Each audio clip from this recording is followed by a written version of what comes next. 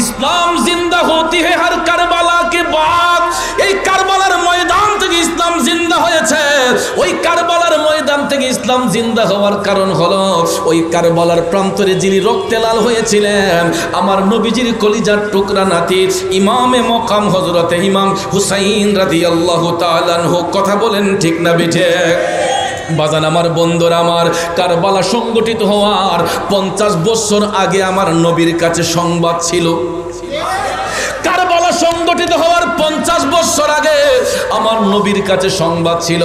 আসুন সামনে যাই মায়ার নবী দয়ার নবী হাসান হুসাইনকে দেখার জন্য। একটানা 6 মাস তাদের বাড়িতে যাইতেন। প্রতিদিন আমার নবী যাইয়া হাসান হুসাইনকে আদর করতেন। আরেকদিন আল্লাহর হাবিব শীত মৌসুমে ঠান্ডা মৌসুমে কালো রঙের চাদর আবৃত করে আমার নবীজি খাতুনে জান্নাতের হুজরা শরীফের মধ্যে গিয়ে অবস্থান করলেন। এমন সময় দেখা যায় হাসান হুসাইন ঘরে নাই। আমার মদিনার কামলিওয়ালা নবী ডাক দিয়া কয়, ফাতেমা আমার নাতি হাসান হুসাইনকে ডাকো। এমন সময় মায়ার নবী দয়ার নবীজি বলার সঙ্গে সঙ্গে আম্মাজান খাতুনে জান্নাত ডাক দিলেন, হাসান হুসাইন কোথায় রে? রাহমাতাল লিল আলামিন নবী তোমাদেরকে তলব করেছে। যখন হাসান হুসাইন আমার নবীর সংবাদ পাইল, লাব্বাইক ইয়া রাসূলুল্লাহ বলে আমার জিন্দা নবীর কদম মোবারকে হাজির হয়ে গেছে।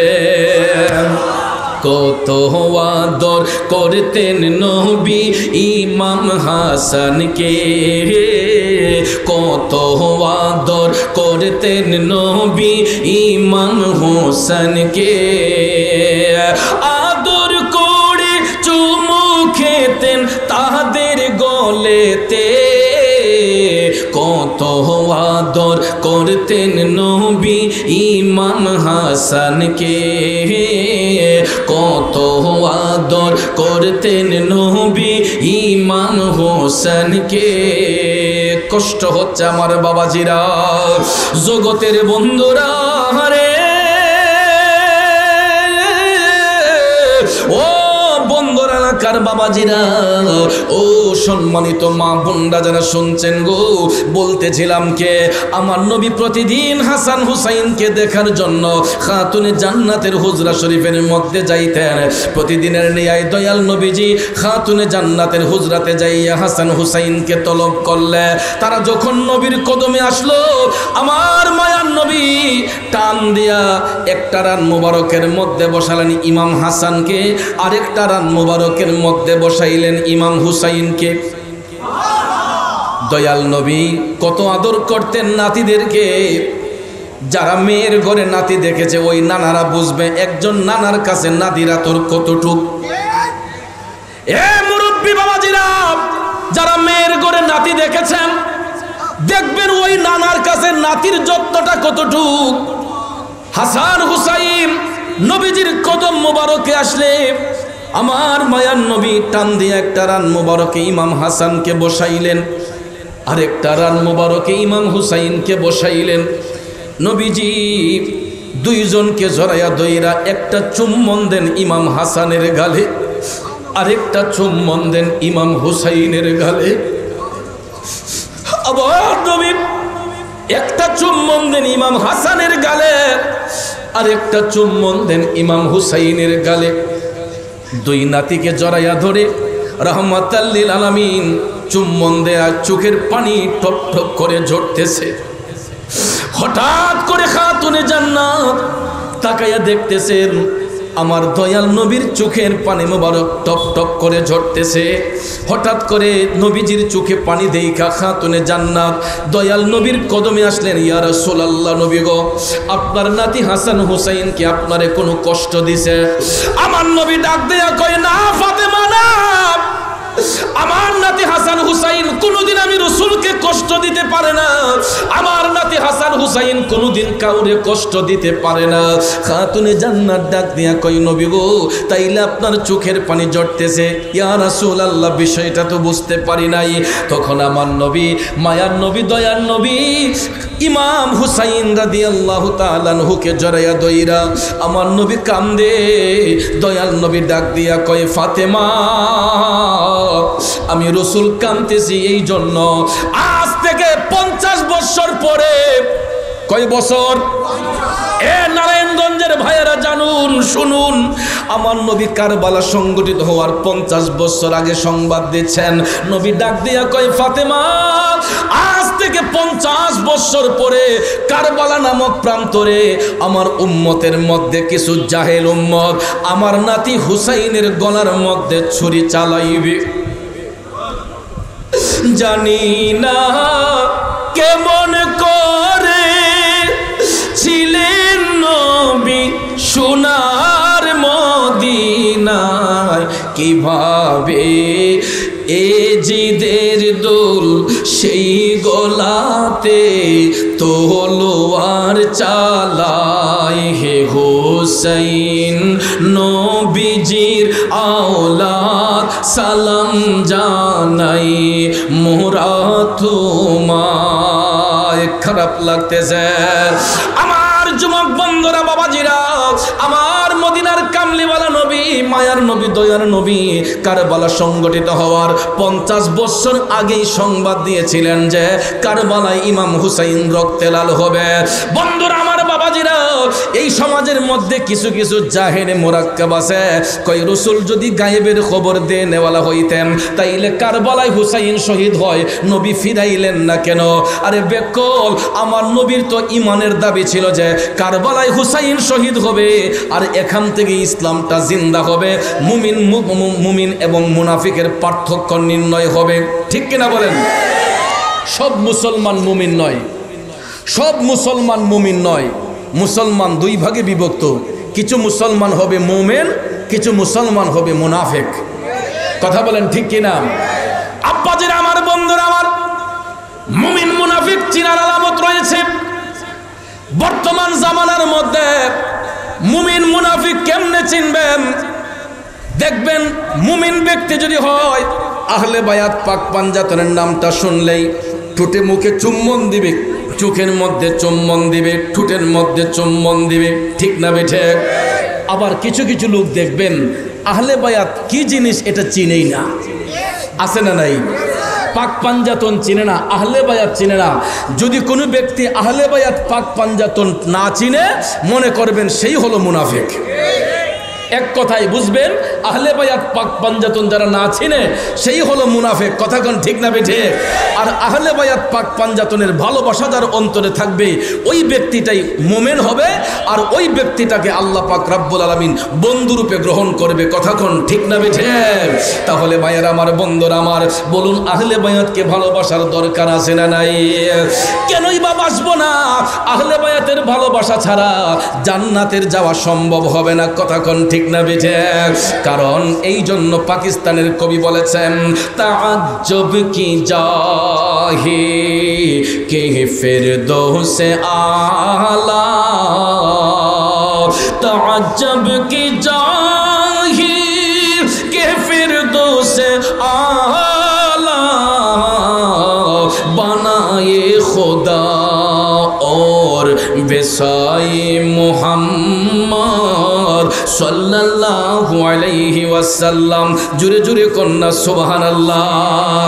पाकिस्तानेर कवि बोलছেন কি आश्चर्य, पवित्र জান্নাতুল ফেরদাউস বানিয়েছেন আল্লাহ, কিন্তু ভাগ করে দিচ্ছেন হুজুর আকরাম নবী মুহাম্মদুর রাসূলুল্লাহ সাল্লাল্লাহু আলাইহি ওয়াসাল্লাম। ঠিক না বেঠে? বাবাজিরা আমার, বন্ধুরা আমার, নবীর কাছে ভাগের দায়িত্ব দেওয়ার কারণে আমার মায়ার নবী, দয়ার নবী বলছেন, আমার আলী যতক্ষণ কাউকে অনুমতি না দিবে আল্লাহর কোনো বান্দা বান্দি ফুলসিরাতের পুল পার হতে পারবে। আপনারা বলুন, ফুলসিরাতের পুল পার না হইয়া হাসরের ময়দানে কোনো ব্যক্তি কি জান্নাতে যেতে পারবে? আর একটু আওয়াজ করে বলুন, পারবে? তাহলে জান্নাতে যেতে হলে ফুলসিরাতের পুল আপনাকে আমাকে পার হতেই হবে। কথা বলেন ঠিক কিনা? এখন আপনারা বলুন, ফুলসিরাতের পুলটা কি আমাদের পদ্মা সেতুর সমান হবে? যমুনা সেতুর সমান হবে? ভাইয়ের আমার, পৃথিবীর জমিনে লম্বা লম্বা সেতু আছে, আছে না? এগুলার দৈর্ঘ্য যেমন আছে প্রস্থ আছে। কথা বলেন, দৈর্ঘ্য যেমন আছে প্রস্থ আছে। প্রত্যেকটা ব্রিজের দৈর্ঘ্য, ফুলসিরাতের পুলেরও দৈর্ঘ্য আছে, প্রস্থ আছে। আছে না নাই? ফুলসিরাতের পুলের দৈর্ঘ্য আছে, প্রস্থ আছে।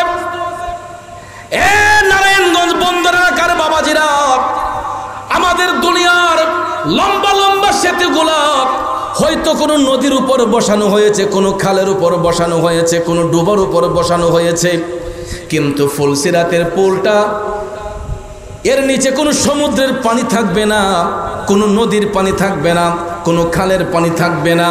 আব্বারে পৃথিবীর লম্বা লম্বা সেতুগুলা হয়তো কোনো নদীর উপর সমুদ্রের উপর বসানো হয়েছে, কিন্তু ফুলসিরাতের পুলটা এমন একটা জায়গায় বসানো হবে যার নিচে কোনো সমুদ্রের পানি থাকবে না, কোনো নদীর পানি থাকবে না, খালের পানি থাকবে না। ফুলসিরাতের পুলের নিচে থাকবে জাহান্নামের জ্বলন্ত আগুন। ঠিক কিনা বলেন? গভীর মনোযোগ। ওই জাহান্নামের জ্বলন্ত আগুনের উপর ফুলসিরাতের পুলটা বসানো হবে। এর দৈর্ঘ্যটা হবে পাও দিয়ে হাঁটলে পড়ে 30,000 বৎসরের রাস্তা, পাও দিয়ে হাঁটলে পড়ে 30,000 বৎসরের রাস্তা হবে ফুলসিরাতের পুলের দৈর্ঘ্যটা। আর প্রস্থটা হবে চুল হইতে চিকন, হীরা হইতে দার। আল্লাহু আকবার কি বলবেন না? এই জন্য কবি লিখেছেন, চুল হইতে চিকন করছ, হীরা হইতে ধার, চুল হইতে চিকন করছ, হীরা হইতে ধার। ফুলসিরাতটা কেমনে হব পার, মৌলা আমি গুনাহগার, বেহিসাবে দিন গেল আমার, বেহিসাবে দিন গেল আমার পাকো পড়ুয়ার, বেহিসাবে দিন গেল আমার। ঠিক না বেঠে? আব্বাজিরা আমার, সময়টাকে হেলায় হেলায় কাটিয়ে দিচ্ছি, হেলায় হেলায় সময়টা কাটিয়ে দিচ্ছি। একদিন দেখবেন দুনিয়া ছেড়ে যাবার ঘন্টা বেজে যাবে। এই দুনিয়াতে আর কেউ কাউকে রাখতে পারবে না। দুনিয়ার মায়া যখন শেষ হয়ে যাবে, সবাই আমরা পরপারে চলে যাব। বাজান রে, সেই দিকে গেলে আলোচনা লম্বা হয়ে যাবে। বলতেছিলাম কি, ফুলসিরাতের পুলটা পার না হইয়া কোনো বান্দা বান্দি জান্নাতে যেতে পারবে না। আপনারা দেখবেন আমাদের দেশের পদ্মা সেতু পার হতে যান, যমুনা সেতু পার হতে যান, ভৈরব ব্রিজ পার হতে যান, মুক্তারপুর ব্রিজ পার হতে যান, পুস্তকলা ব্রিজ পার হতে যান, দেখবেন টুল আদায় করে ব্রিজগুলা পার হতে হয়। ঠিক কিনা বলেন? টুল আদায় করে গাড়িগুলাকে পার করতে হয়। টুল আদায় না করলে আপনি সরকারি গাড়ি হলেও দেখবেন ওইখানে সাইন দিয়ে যেতে হয়। কথা বলেন ঠিক কিনা? বিনা টুলে কোনো গাড়ি ব্রিজ পার হবে না। তো ফুলসিরাতের পুলে যিনি টুল আদায়কারী হবেন, উনি হচ্ছেন বেলায়েতের সম্রাট হযরতে শেরে খুদা মৌলায়ে আলী কাররামুল্লাহু ওয়াজহাহু। জুড়ে বলেন সুবহানাল্লাহ। ওই ফুলসিরাতের পুল পার হইতে গেলে কোনো টাকা পয়সা লাগবে না, কোনো ধন সম্পদ লাগবে না। বাবাজিরা আমার, মায়ান নবী দয়ান নবী বলছেন, ওই ব্যক্তি মুমিন নাকি মুনাফিক, ওই পরিচয়টা নেওয়ার জন্য, মুমিন নাকি মুনাফিক ওই পরিচয়টা নেওয়ার জন্য ফুলসিরাতের পুলের মধ্যে যিনি জিম্মাদার হয়ে থাকবে, উনি হচ্ছেন শেরে খুদা হযরতে মৌলায়ে আলী কাররামুল্লাহু ওয়াজহাহু। চিৎকার মেরে কি সুবহানাল্লাহ বলবেন না? তাইলে ফুলসিরাতের পুল পার হইতে গেলে হযরতে মৌলা আলীর ভালোবাসা অন্তরে রাখা দরকার, আছে না নাই? আসুন সামনে যাই। মায়ান নবী দয়ান নবী বলছেন, পৃথিবীর জমিনে যত নারীরা জান্নাতের শুভ সংবাদ পাবে, ওই নারীদের সরদারিনী হবেন আম্মা জান খাতুনে জান্নাত মা ফাতেমাতুজ জাহরা রাদিয়াল্লাহু তাআলা আনহা। চিৎকার মেরে কন্যা সুবহানাল্লাহ। এই জন্য কবি বলেছেন, ওরে কি জননী ছিলেন দেখো মা ফাতেমা, মা বলে ডেকে দিলেন দয়াল খুদাই রে, দয়াল খুদাই। জান্নাতি সরদার যিনি, জান্নাতি সরদার যিনি, তার তুলনা নাই। মায়ের কদমের নিচে জান্নাত দিলেন খোদাই, মায়ের কদমের নিচে জান্নাত দিলেন খোদাই। কষ্ট হচ্ছে আমার বাবাজিরা, গভীর মনোযোগ। মায়ান নবী দয়ান নবী বলছেন, পৃথিবীর জমিনে যত নারীরা জান্নাতের শুভ সংবাদ পাবে, তাদের সরদানি হবে খাতুনে জান্নাত মা ফাতেমাতুজ জাহরা রাদিয়াল্লাহু তাআলা আনহা। জুরে জুরে কন্যা সুবহানাল্লাহ। তারপরে আসুন সামনে যাই। আমার মায়ার নবী দয়ার নবী বলছেন, আমার নাতি হাসান হুসাইন যারা জান্নাতি যুবকের সরদার, পৃথিবীর জমিনে যত পুরুষ লোক জান্নাতের শুভ সংবাদ পাবে তাদের সরদার হবেন হযরতে ইমাম হাসান এবং হুসাইন রাদিয়াল্লাহু তাআলা আনহুমা। আওয়াজ করে বলুন ঠিক না বেঠে? আপনারা দেখবেন জুমার দিনে যখন সানি খুতবা দেওয়া হয়, প্রত্যেক খতিব সাহেবগণ এই হাদিস শরীফ বাধ্যতামূলক পাঠ করেন, আল হাসান ওয়াল হুসাইন সাইয়্যিদা শাবাবি আহলিল জান্নাহ। কথা কোন ঠিক না ঠিক? আল হাসান ওয়াল হুসাইন সাইয়্যিদা শাবাবি আহলিল জান্নাহ। রাসূল বলেছেন আমার নাতি হাসান হুসাইন হবে জান্নাতি যুবকের সর্দার। জোরে কি সুবহানাল্লাহ বলবেন না? এই জন্য ভাইয়ের আমার দেখবেন অনেক পাড়া মহল্লার মধ্যে যুবক ছেলেগুলা একটু ক্রিটিসাইজ করে বলে বা একটু মজা করে বলে যে বৃদ্ধ লোক বেহেশতে যাবে না। বলে কি বলে না? এটা বললে অনেক সময় মুরব্বীরা একটু কষ্ট পায়।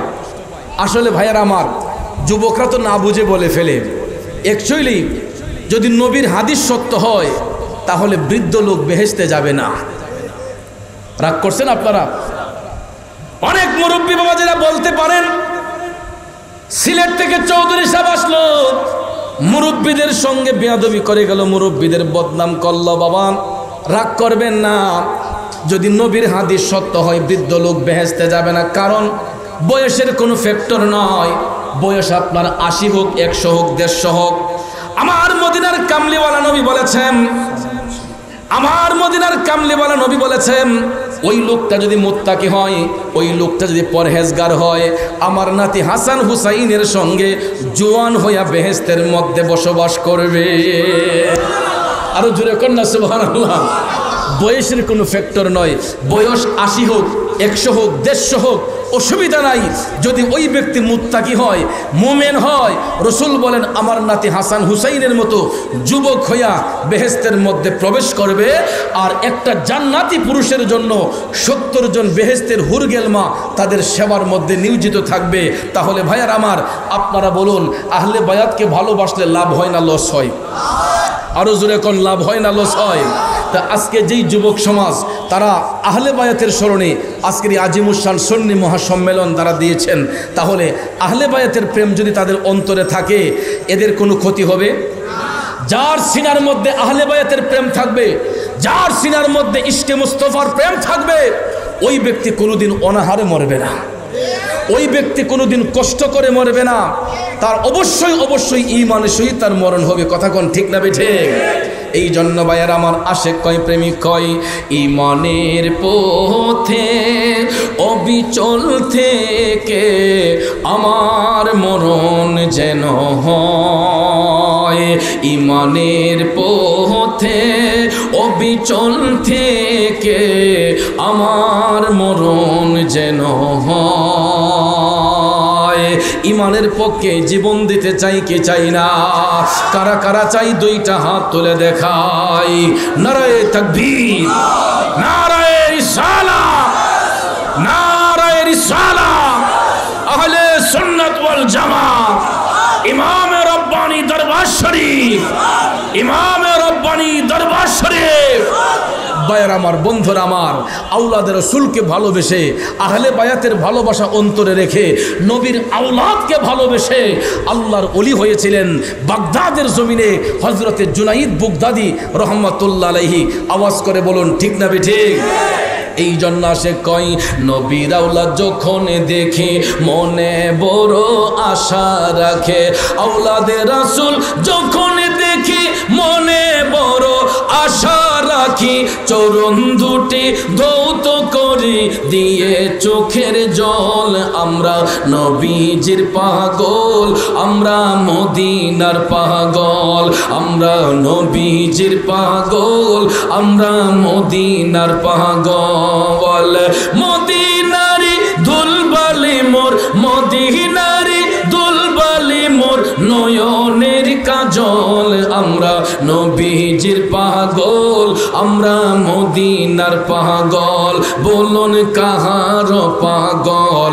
আমরা নবীজির পাগল। সবাই নবীজির পাগল, সবাই মদিনার পাগল। শুনিলে মদিনা মদিনার কথা বলতে পারি সকল ব্যথা, ঠিক কিনা? শুনিলে মদিনার কথা বলতে পারি সকল ব্যথা, ঠিক না বেঠে? আরে শুনিলে মদিনার কথা বলতে পারি সকল ব্যথা, বুকের ভিতর ভেসে ওঠে মন আনন্দের ঢেউ। আমরা নবীজির পাগল, আমরা মদিনার পাগল, আমরা নবীজির পাগল, আমরা মদিনার পাগল। মদিনারি দুলবালে মোর নয়নের কাজল, আমরা নবীজির পাগল, আমরা মদিনার পাগল। নবীর আওলাদ যখন দেখে, আওলাদের রাসূল যখন দেখে, মনে বড় আশা রাখে। আওলাদের রাসূল যখন দেখে, মনে বড় আশা রাখি। চরণ দুটি ধৌত করি দিয়ে চোখের জল, আমরা নবীজির পাগল, আমরা মদিনার পাগল। একটা জবান বন্ধ রাখবেন না, আওয়াজ করে বলুন ঠিক না বেঠে? যুবক বন্ধুরা, আমার বাবাজিরা, জুনাইদ বাগদাদী রহমাতুল্লাহ আলাইহির জীবনী পড়ে দেখলাম উনি এত বড় কোনো পাণ্ডিত্যের অধিকারী ছিলেন না, কিন্তু ভাইয়ের আমার প্রত্যেকটা মানুষের এক একটা গুণ থাকে। জুনাইদ বাগদাদীর মধ্যে একটা ভালো গুণ ছিল, তিনি নবীর আওলাদকে ভালোবাসতেন আমার নবীর দিদার অর্জনের জন্য, আমার নবীর দিদার পাবার জন্য। বাগদাদের মধ্যে জুনাইদ বাগদাদী আওলাদের রাসূলকে ভালোবাসতেন। যুবক বন্ধুরা, আমার বাবাজিরা, জুনাইদ বাগদাদী একজন বড় কুস্তিওয়ালা বীর ছিলেন। আগেকার জামানায় রাজা বাদশার দরবারে পুরস্কারের বিনিময়ে কুস্তি খেলা হইতো, যেটাকে অনেকের ভাষায় বলে বলি খেলা, কুস্তি খেলা। জুনাইদ বাগদাদী এত বড় পালোয়ান ছিলেন, কোন বীর বাহাদুর তার চোখের সামনে এসে দাঁড়ালে পরাজয় বরণ করে যেত, কারণ উনি এত শক্তিশালী পালোয়ান ছিলেন। কেউ সাহস করে জুনাইদ বাগদাদীর সঙ্গে কুস্তি লড়ত না। আল্লাহু আকবার বলেন। বাবাজিরা আমার, বাদশার অধীনে জুনাইদ বাগদাদী অনেক বড় কুস্তিওয়ালা বীর পালোয়ান। হঠাৎ একদিন বাগদাদের বাদশা এলান করে দিল, আগামীকাল রাজমহলে কুস্তি খেলা হবে, চতুর্দিকে সংবাদ ছড়িয়ে দাও, যদি আমার বাহাদুর, আমার জুনাইদ বাহাদুরের সঙ্গে যদি কেউ কুস্তির মধ্যে জয়ী হতে পারে, তাকে 10,000 দিরহাম পুরস্কার প্রদান করা হবে। কয় হাজার? 10,000 দিরহাম পুরস্কার প্রদান করা হবে। এই সংবাদ যখন চতুর্দিকে ছড়ে গেল, হঠাৎ করে দেখা যায় বাগদাদের অলিতে গলিতে সংবাদ যখন ছড়ে গেল, হঠাৎ সময় দেখা যায় একজন আওলাদের রাসূল, যিনি 3 দিনের ক্ষুধার্ত ছিলেন, 3 দিন যাবৎ আওলাদের রাসূলের ঘরের মধ্যে কোনো খাবার নাই। প্রিয় ভাইয়ের আমার, আওলাদের রাসূল 3 দিনের অনাহার, ঘরের মধ্যে খাবার নাই। আমার নবীর নির্দেশ, সৈয়দ বংশের লোক, তারা গরিব হয়ে গেলেও ভিক্ষা করা, সদকা খাওয়া, ফেতরা খাওয়া তাদের জন্য হারাম। আওলাদের রাসূল যদি গরিব হয়ে যায়, তাদের জন্য কি সদকা খাওয়া, ভিক্ষা করা হারাম তাদের জন্য। এরা ফেতরা এবং ভিক্ষা করবে না, এটা তাদের জন্য রাসূল নিষেধ করেছেন। এই জন্য বাগদাদের জমিনে আওলাদের রাসূল উনি গরিব হয়ে, এই পেটের ক্ষুধায় কাতর, 3 দিনের অনাহার, শরীরে কোনো এনার্জি নাই, কোনো কাজ করতে পারেন না। হঠাৎ করে এলান শোনা গেল যে জুনাইদ বাগদাদীর সঙ্গে কুস্তি লড়লে 10,000 দিরহাম পুরস্কার পাওয়া যাবে। আওলাদ রাসূল ভাবলেন যে আমি শুনেছি জুনাইদ বাগদাদী নবীর আওলাদকে ভালোবাসে, আওলাদ রাসূলকে ভালোবাসে, আমি যদি কোনো সুযোগে জুনাইদের কানে যদি পৌঁছাতে পারি যে আমি আওলাদ রাসূল, হয়তো জুনাইদ আমাকে ইজ্জত দিবে, আমাকে সম্মানিত করবে। বন্ধুরা আমার, বাবাজিরা আমার, এই আশা অন্তরে নিয়ে গো সত্যি সত্যি পরের দিন বাগদাদের এলাকার মধ্যে লোকে লোকারণ্য, বাদশার বাড়ির মধ্যে হাজার হাজার লোক সমাগম, চতুর্দিকে ব্যারিকেড লোক সমাগম।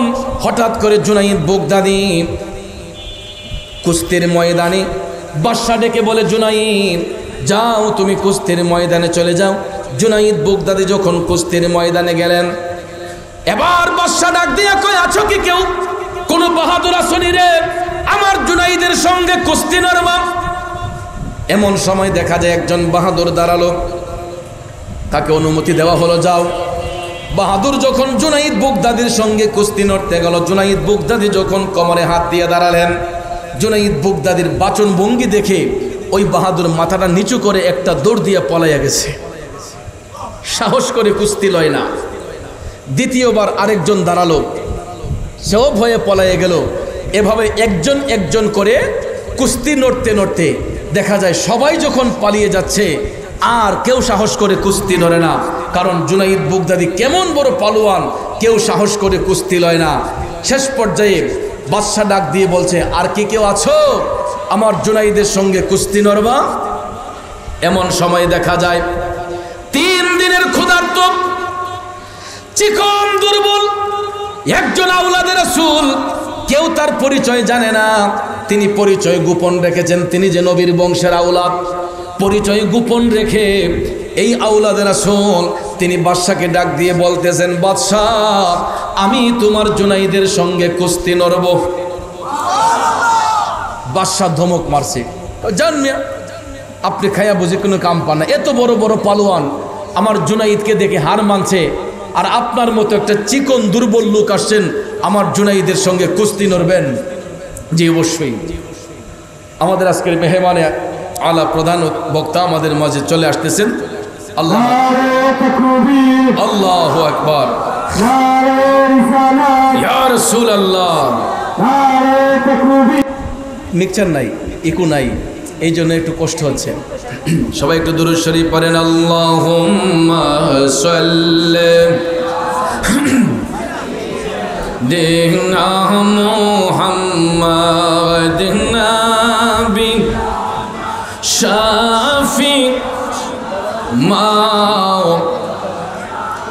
খুব সংক্ষেপ আলোচনাটা শেষ করে দিচ্ছি।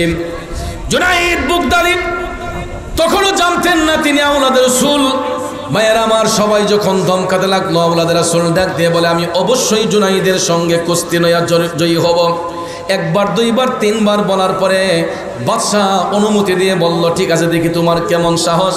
চিকন দুর্বল আওলাদে রাসূল হাইটা হাইটা যখন জুনাইদ বুগদাদির কাছে গেলেন, জুনাইদ বুগদাদি তখনও জানতেন না তিনি আওলাদে রাসূল। হঠাৎ করে আওলাদে রাসূল জুনাইদ বুগদাদির কাছে যাইয়া বলতেছেন, জুনাইদ,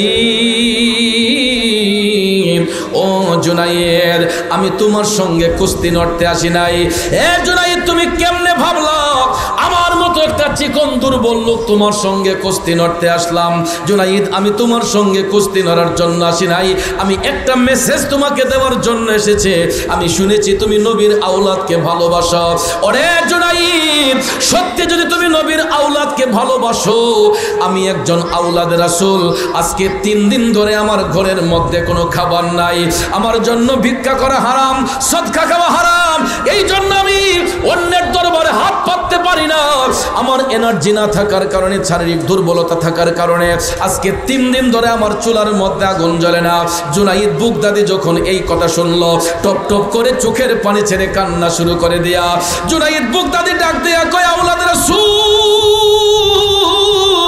হুজুর আপনি যদি আওলাদে রাসূল হয়ে থাকেন, আমি জুনাইদের বুকের মধ্যে এমন সাহস হয় নাই যে আওলাদে রাসূলের সঙ্গে কুস্তি লড়ব। হুজুর আপনি এমনিতেই 10,000 দিরহাম নিয়ে যান, আমার টাকার কোনো প্রয়োজন নাই, আপনি নবীর বংশের আওলাদ, আমি আপনাকে তাজিম করে বলতেছি হুজুর আপনি 10,000 দিরহাম এমনিতেই নিয়ে যান। আওলাদে রাসূল কয়, না জুনাইদ, এখন যদি তুমি আমাদের জড়াইয়া না ধরো, সবাই মনে করবে আমি তোমাকে ভয় পাইছি।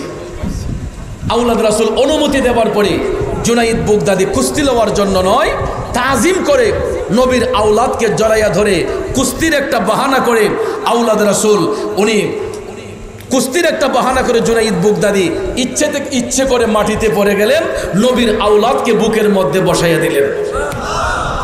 বাদশা কই, এই কুস্তি আমি মানি না, আবার কুস্তি আমি দেখতে চাই। এই চিকন দুর্বল লোকের কাছে আমার জুনাইদ হারতে পারে না। ভাইয়ের আমার, আবার যখন পুনরায় কুস্তি নড়া হলো, সেম আবার আগের মতো আওলাদ রাসূলকে জুনাইদ বুগদাদি তাজিম করে ধরে ইচ্ছে করে মাটিতে পড়ে নবীর আওলাদকে বুকের মধ্যে বসাইয়া দিছে। আর বাদশার কোনো জবান নাই। এবার 10,000 পুরস্কার দিতে বাধ্য। সত্যি সত্যি নবীর আওলাদ 10,000 দিরহাম পুরস্কার গ্রহণ করে। তিনি যখন বাড়িতে চলে গেলেন, খুব সংক্ষেপ করে বলে যাচ্ছি, হুজুর চলে আসছেন। ভাইয়ারা আমার, আওলাদ রাসূল 10,000 দিরহাম পুরস্কার গ্রহণ করে নিয়ে গেলেন। অপরদিকে জুনাইদ বুগদাদি কুস্তির ময়দান থেকে বাদশার দরবারে যখন ঢুকবেন, বাদশা ডাক দিয়া কয়, জুনাইদ তুমি আর থামো, যতটুক এসেছো আর না, তোমার মতো পালোয়ান আমার দরবারে আর দরকার নাই। আজকে তুমি আমার মান সম্মান সব ধুলাই মিশিয়ে দিয়েছ। একটা চিকন দুর্বল লোকের কাছে হার মাইনা তুমি আমার মান সম্মান সব ধুলাই মিশিয়ে দিয়েছ। যাও, তোমার মতো পালোয়ান আর আমার দরবারে দরকার নাই। এই বলে জুনাইদ বুগদাদিকে বাদশা বিদায় করে দিল। ভাইয়ার আমার, বন্ধুরা আমার, দুনিয়ার বাদশা বিদায় করে দিলে কি হবে? জুনাইদ বুগদাদি এমন একজন বাদশার কাছে সম্মানিত হয়েছেন যিনি হলেন বাদশার বাদশাহ। কথা বলেন ঠিক না বেঠে? এই জন্য কবি লিখেছেন, মুহাম্মদ মুস্তাফা নবী সাল্লাল্লাহু আলা, তুমি বাদশাহ বাদশাহ কামলে ওয়ালা, তুমি বাদশাহ বাদশাহ মদিনা ওয়ালা। ঠিক কিনা বলেন? দুনিয়ার বাদশার কাছে আমার মদিনার কামলিওয়ালা নবী জুনাইদ বুগদাদির স্বপ্নের ঘরে আইসা হাজির হইয়া গেছে। দয়াল নবী ডাক দিয়া কয়, জুনাইদ, ও জুনাইদ, তুমি আমার আওলাদকে সম্মানিত করেছো, আমি রাসূল তোমাকে ইজ্জত দেওয়ার জন্য হাজির হয়ে গেলাম। বলো জুনাইদ, আমার কাছে কি চাও? আমি কি দিয়া তোমাকে খুশি করতে পারি? জুনাইদ বুগদাদি স্বপ্নের ঘরে চোখের পানি ছাইরা কান্দে, ডাক দিয়া কয়, নবী গো, ইয়া রাসূলুল্লাহ, আমি ওই দিনটার অপেক্ষায় ছিলাম। নবী গো, আমি এই জন্য আওলাদ রাসূলকে তাজিম করেছি একমাত্র আপনি নবীর দিদার পাওয়ার জন্য। আজকে আমি আপনার দিদার পেয়েছি নবী গো, এটাই আমার জন্য যথেষ্ট। আমার নবী কয়, না জুনাইদ, কিছু একটা চাও। বন্ধুরা আমার, বাবাজিরা আমার, জুনাইদ বুগদাদি যদি বাগদাদের অর্ধেক বাদশাহী চাইতেন বা পুরাটা বাদশাহী চাইতেন, আমার নবী দিতে পারতেন কি পারতেন না? কিন্তু ইমানদাররা লোভী হয় না, ইমানদাররা দুনিয়া চায় না, এরা আখিরাত চায়, এরা নবীর দিদার চায়। জুনাইদ বুগদাদি কই, নবী গো, চাইতেই যদি হয় আমি গোলামরে একটা অনুমতি দেন, আমি আপনার কদম মুবারকে একটা চুম্বন দিতে চাই। আমার নবী অনুমতি দিলেন। জুনাইদ বুগদাদি নবীর কদম মুবারকে চুম্বন দেওয়ার সাথে সাথে তিনি ঘুম থেকে জাগ্রত হয়ে গেলেন। আরো জোরে কন্যা সুবহানাল্লাহ। ভাইয়ের আমার, বন্ধুরা আমার, জুনাইদ বুগদাদি জাগ্রত হওয়ার সাথে সাথে দেখা যায় ওনার পেস কাটিং এ পরিবর্তন, নূরে ঝলঝল করতেছে। আমার নবীর নূর কদম মুবারকে চুম্বন দেওয়ার কারণে জুনাইদ বুগদাদির সিনা প্রশস্ত হয়ে গেছে, চেহারা নূরান্বিত হয়ে গেছে। সুবহানাল্লাহ বলবেন না? এই আওলাদ রাসূলকে তাজিম করার কারণে জুনাইদ বুগদাদিকে আল্লাহ বন্ধুরূপে গ্রহণ করেছেন, নবীর দিদার লাভ করেছেন। তাহলে বলুন, আমরা আমাদের মধ্যে আজকে আওলাদ রাসূল পেয়েছি, আওলাদ রাসূলের ভালোবাসা অন্তরে রাখলে লাভ হবে না লস হবে? এই জন্য আমি বলেছিলাম, এটা অনেক ভাইরাল হয়েছে ইউটিউবের মধ্যে, আমারও চলতরি টেনে নিও বাইয়া দয়াল মুর্শিদ, শুনছি তুমি ভব পারের নাইয়া, হয় আমারও চলতরি টেনে নিও বাইয়া বাহাদুর বাবা, শুনছি তুমি ভব পারের নাইয়া। ও মুর্শিদ,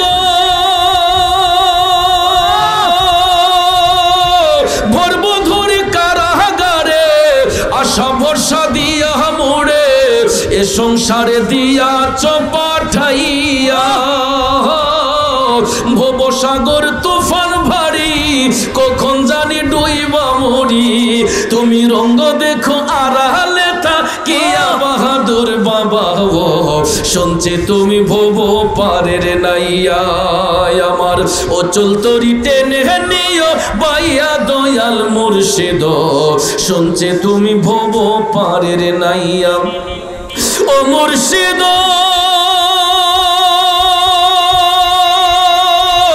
বুকের ভেতর দুঃখের আগুন, জল না দিলে বাড়ে দ্বিগুণ, মনের বেদন কেমনে থাকি সইয়া, অন্তরে দুরন্ত জ্বালা দেখাইলাম না খুলে তালা, অন্তরে দুরন্ত জ্বালা দেখাইলাম না খুলে তালা, তুমি জোড়াও এসে প্রেমে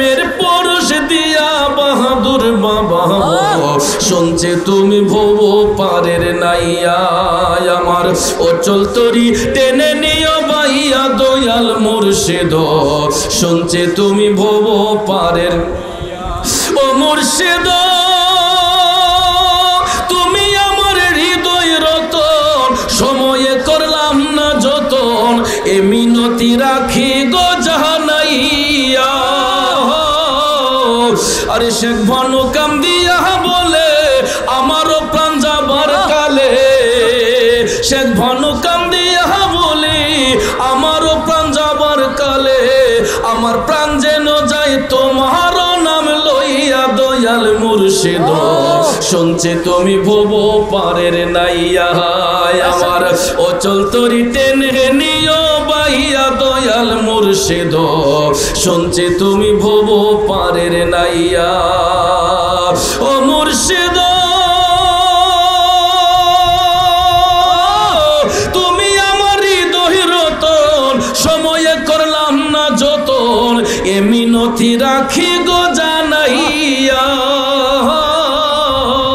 অধম কাঙ্গালে বলে আমারও প্রাণ যাবার কালে আমার প্রাণ যেন যায় আবেদ সালাম লইয়া দয়াল মুর্শিদ শুনছে তুমি ভব পারে আমার অচল তরি টেনে নিও বাহিয়া দয়াল মুর্শিদ শুনছে তুমি ভব পারের নাইয়া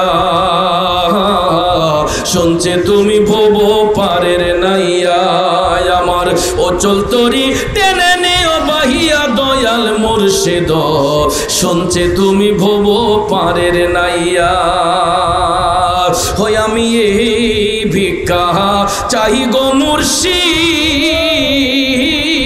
আমি এই ভিক্ষা চাই তোমার প্রেমাগুনে আমায় পুইরা করো ছাই ছাই করিয়া প্রেম সাগরে দিবাইনে ভাসাই বাহাদুর শাহ দিবাইনে ভাসাই ওরে প্রেম সাগরে ডুবলে পরে দয়াল প্রেম সাগরে ডুবলে পরে যাতে জাত মিশাই গো মুর্শিদ এই ভিক্ষা চাই তোমার প্রেমাগুনে আমায় পুইরা করো ছাই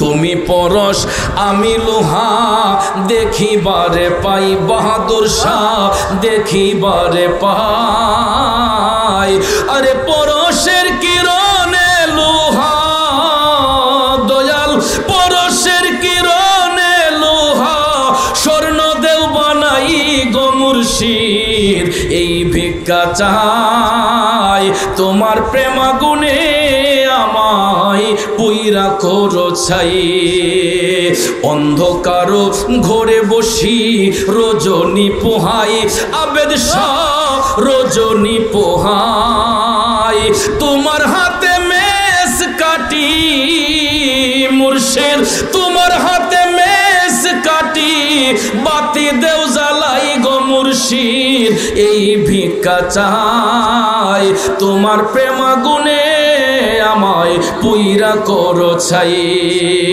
তুমি বিনে এই মোরাদের কোনো গতি নাই বাহাদুর শাহ কোনো গতি নাই তুমি বিনে এই অধমের কোনো গতি নাই দয়াল কোনো গতি নাই মৌত নিধানের কালে দয়াল মৌত নিধানের কালে চরণ যেন পাই গো দয়াল এই ভিক্ষা চাই তোমার প্রেমাগুনে আমায় পুইরা করো ছাই আমি এই ভিক্ষা চাই তোমার প্রেমাগুনে আমায় পুইরা করো ছাই সবাই বলি মারহাবা হুজুর মঞ্চে উপস্থিত আর বসে কষ্ট দেব না আমার ভাইরা আবদার করেছিল তবে হুজুরকে আমি মন থেকে বলবো হুজুর যেন वो जाने वाले हाजी जी वाले हाजी वो जाने वाले हाजी जब जाओ तुम मदीना मुस्तफा में मेरा सलाम कहना, दरबार मुस्तफा में मेरा सलाम कहना। हो सामने तुम्हारी महबूब जलवागर हो सामने तुम्हारी महबूब जलवागर हो, महबूब जलवागर हो। सर को झुका झुका कर, सर को झुका झुका कर बाबू सलाम जाना, दरबार मुस्तफा में मेरा सलाम कहना, दरबार मुस्तफा में मेरा सलाम कहना। বাকিটা হুজুর বলবেন, আমার চাইতে আরো অনেক সুন্দর কণ্ঠে হুজুর বলেন। আল্লাহ যেন হুজুরের হায়াত ইলমের দরজাত বুলন্দ করে। আমরা সকলে বলি আমিন। মুর্শিদ কেবলার সাথে মোনাজাত দিয়ে সবাই আমরা আপন আপন বাড়িতে যাব। আমার কথায়, ভাষায়, আলোচনায়, ব্যবহারে